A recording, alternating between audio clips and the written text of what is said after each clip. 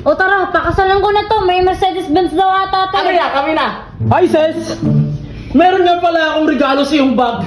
15,000 pesos cash. Pwede ba may regalo ba?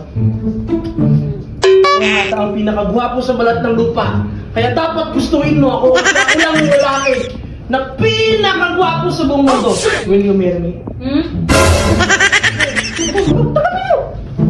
Regalo ko yan sa'yo.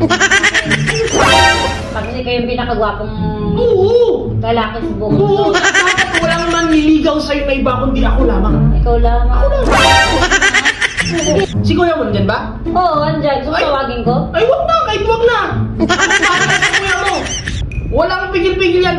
Pag sanabi sa'yo bawal manligaw, Oo. pwede yan! Akong bala! O sige. Kuya!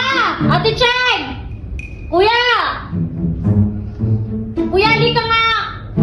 Oh no! Maniligaw to, binigyan ng umbag na may laman 15K. Oo, may laman. Tapos, will you marry me na kagad? Nakita mo to? Binigyan mo lang bag. Nakita mo to? Oh yeah. Ano to? Balaka. Gusto mo balasahin kita? Tapos, hindi daw siya natatakot sa'yo. Oo ka daw pag pinakasalan niya ako. Ay, Anong ipapagawa? May sinasabi ka kamuting kahoy na hindi ka makapagpatubo eh. Gusto mo paligawan to?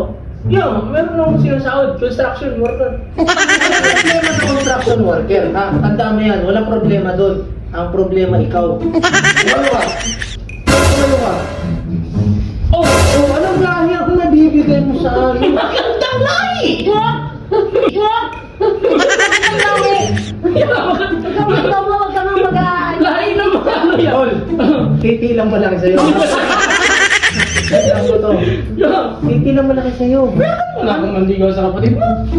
No. Ano? Hindi nga pwede. Babalik ako bukas. May Mercedes-Benz ako. Ako ang bibigyan mo muna. Ah, Mercedes-Benz? Akala ko ba construction worker ka? Ba't ka nagkaroon ng Mercedes-Benz? Construction worker na may Mercedes-Benz. O tara, pakasalan ko na to. May Mercedes-Benz daw ata tayo. Kanina. Iuwi ko na to. O, umuwi ka na. Matutulog ako. Salamat sa bag, ha? Sige.